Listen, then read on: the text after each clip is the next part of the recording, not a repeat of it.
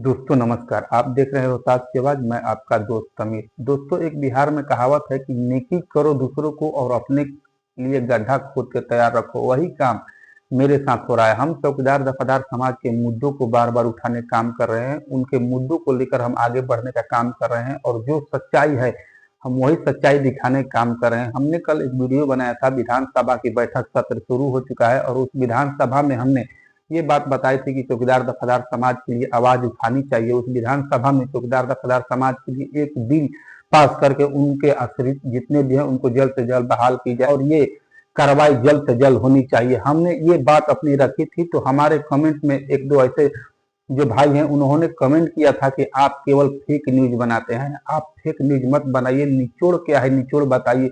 अरे भाई, तो आप भी तो न्यूज देख रहे हैं, आप भी तो सोशल मीडिया के जरिए जुड़े हैं, तो आप ही निचोड़ क्यों नहीं निकाल पा रहे हैं भाई। हमने आपको साफ साफ बताया था और हमने बोला था कि भाई जो जब विधानसभा सत्र शुरू हो चुका है तो इस सत्र में बार बार ये बातें फैलाई जा रही थी कि नहीं, नीतीश कुमार इस सत्र में अगर चाहेंगे तो चौकीदार दफादार समाज के लिए एक बिल पारित कर सकते हैं और उनको जल्द से जल्द नौकरी फिर से बहाल कर सकते हैं। तो हमने ये बात कौन सा गलत किया था। 2 से 3 दिन विधानसभा सत्र चला लेकिन चौकीदार दफादार समाज के लिए एक लोगों ने अभी तक आवाज नहीं उठाया। नहीं बिल पास करने का एक भी आवाज उठा, नहीं कोई नियम बनने का एक आवाज उठा, नहीं चिराग पासवान के पार्टी की तरफ से आवाज उठा, नहीं विपक्ष के पार्टी की तरफ से आवाज उठा, नहीं नीतीश कुमार के विधायकों ने एक भी आवाज उठाने का काम किया। तो हमने कौन सा फेक न्यूज बना दिया, हमने कौन सा गलत न्यूज बना दिया। हमने तो आपकी आवाजों को उठाने का काम किया, हमने आपकी आवाजों को बुलंद करने का काम किया। हमने तो एक सुझाव दिया था ना कि भाई हो सके तो इसी विधानसभा सत्र जो जो चल रहा है इसी सत्र में चौकीदार दफादार समाज के लिए एक नया बिल पारित किया जाए। उस बिल को पारित करके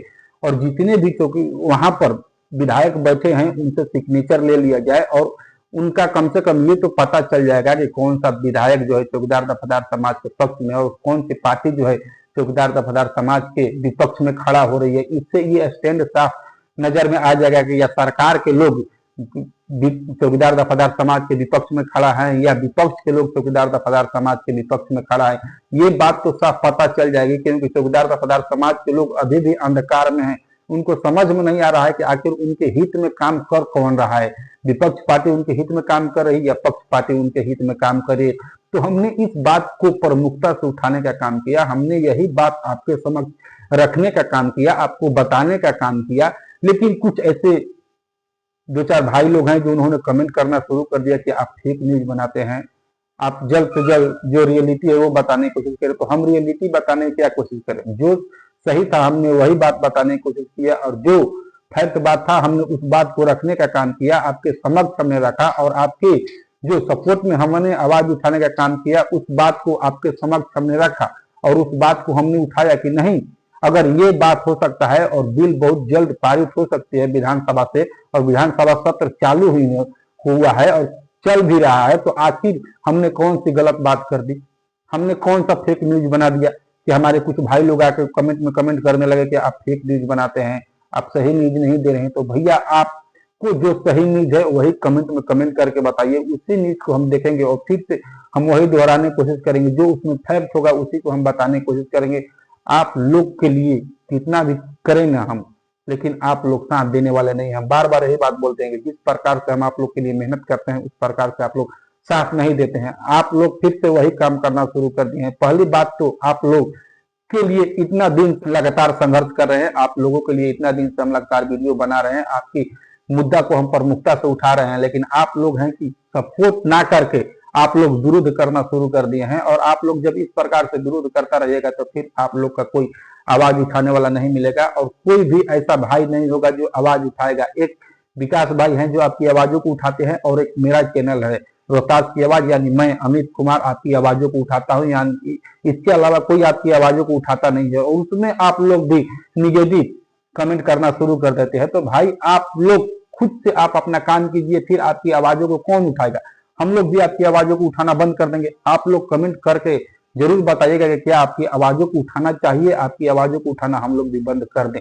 क्योंकि आप लोग की जो निगेटिव कमेंट आते हैं वो कमेंट हम लोग को जो हौसला है ना वो हौसला को तोड़ देते हैं भाई। आखिर हम लोग क्यों आपकी आवाजों को उठाते हैं, बहुत सारे ऐसे मुद्दे हैं, उस मुद्दे को भी हम लोग उठा सकते हैं, लेकिन आप ही की आवाजों को हम लोग क्यों उठाते हैं। क्योंकि दबे कुचले वर्ग के लोग आप लोग हैं, आपके पिछड़ा पिछड़ा समाज के लोग जो चौकीदार दफादार में हैं वही लोग हैं, तो उनकी आवाजों को प्रमुखता से उठाने वाला कोई भी डिजिटल प्लेटफॉर्म अभी तक नहीं है और नहीं कोई मीडिया बड़ा चैनल है। लेकिन हम लोग उस आवाज को उठाते हैं, फिर भी आप लोग निगेटिव कमेंट करते हैं, फिर भी आप लोग गलत कमेंट करते हैं। आप लोग अपना प्रतिक्रिया दीजिए कि क्या आप लोग को न्यूज चाहिए सही या नहीं चाहिए।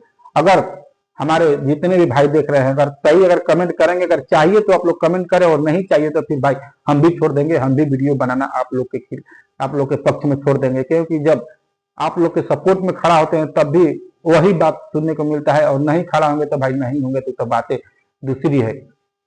आप लोग अपना प्रतिक्रिया कमेंट बॉक्स में कमेंट करके जरूर बताएं। बाकी आप लोग देख रहे थे रोहतास के बाद, मैं आपका दोस्त अमित आप लोग से मिलता हूँ एक और नए वीडियो में। तब तक दीजिए इजाजत।